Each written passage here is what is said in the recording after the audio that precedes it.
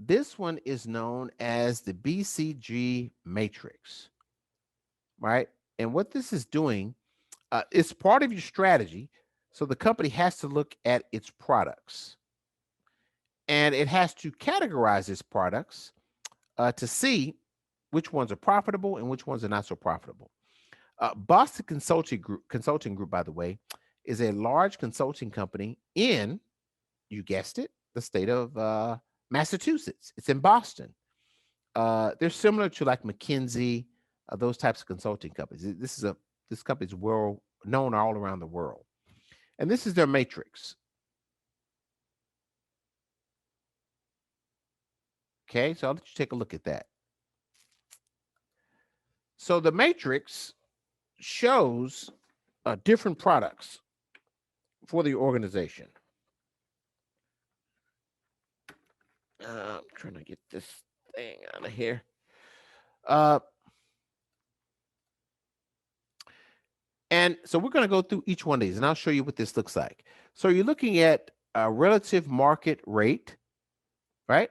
Growth rate, and you're looking at relative market share.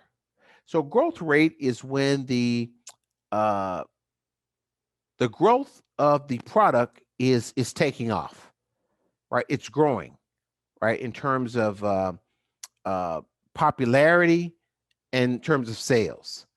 Uh, Relative market share means the saturation it's in the market.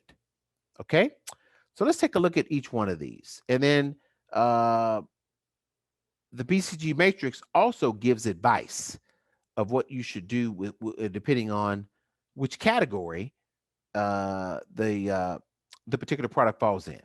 So let's look at this one. This one is known as that one's called the sick dog. So let's look at why.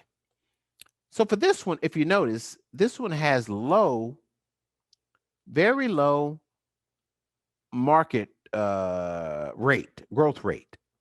So for whatever reason, uh, it's in the market, but it's not popular. You know, people are not buying it. The sales are very low. And guess what? It's been in the market for a while, and the market share has not grown. Has not grown.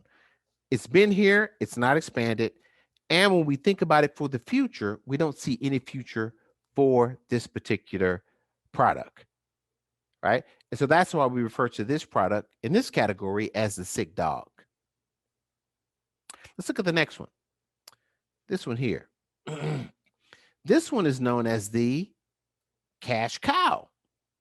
Why do we call it the cash cow? Well, what I noticed on this one is that it has very high market share. Right? It's been in the market, and guess what? People love this product. We have a lot of old customers, not age, but customers that have been with us for a long time. They buy this product year after year. But in terms of growth rate, the sales we see are from existing customers that already love it, but we don't see any new customers coming in that that are really wanting the product. All the sales that we have, which are great, they've been sustaining, but there's no new customers, right? And so, what's the suggestion here? Well, the reason why we call this the cash cow is that we should just continue milking it. Continue milking it. The cash cow, it's making money. In other words, don't do anything. Just keep cashing the cow. Just keep making the money. Just keep cashing the checks. Okay. The next one is right here. This one is the question mark. Okay. So the first thing I notice is that, guess what? This one has very high growth rate. So for whatever reason, this thing, it's growing. A lot of sales. It's progressing. And I notice it's got very low market share, which means it's got a lot of new sales, but it hasn't gotten any history of sales. The market share is fairly low. And here's my question to you. Why is that? How is that possible? That a product can have very high sales but very low market share. Why is that? Let me see if you're thinking. Because what?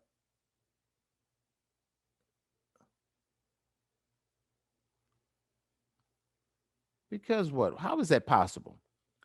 A product could have very fast, booming sales, but very low market rate. How is that possible? Do you know? Oh,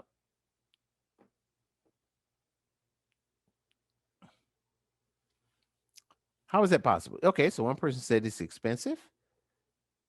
Okay. Okay, let me see. Give me some more answers here. How is that possible? That this product has a high market rate. I mean, it's taken off,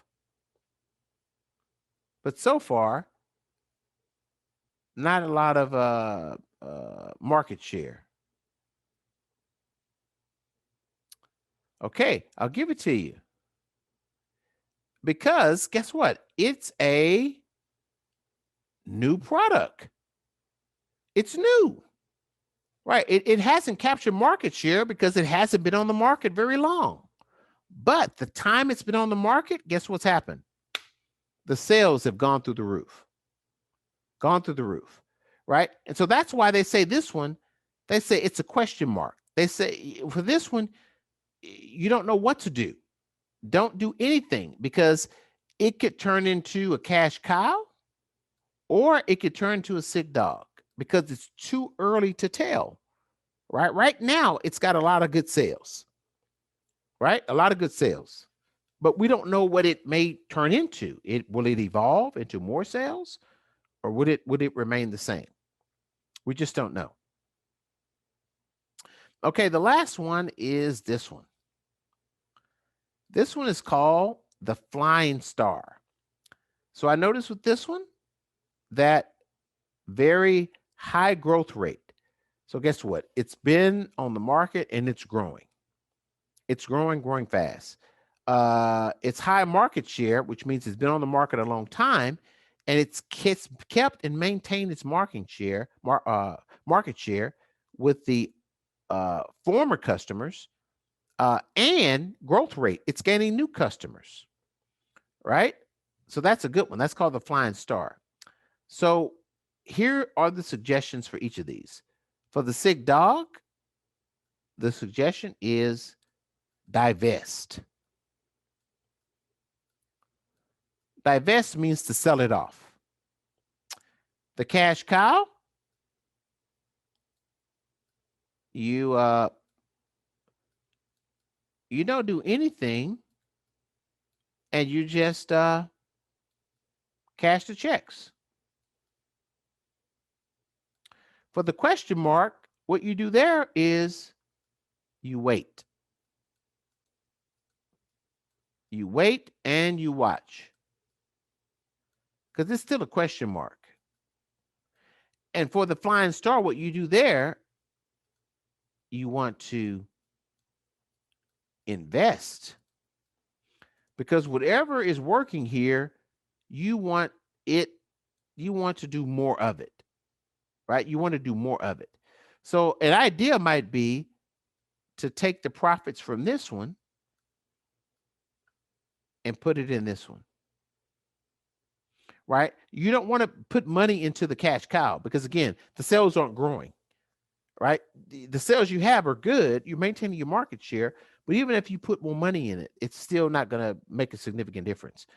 This one, this is your future.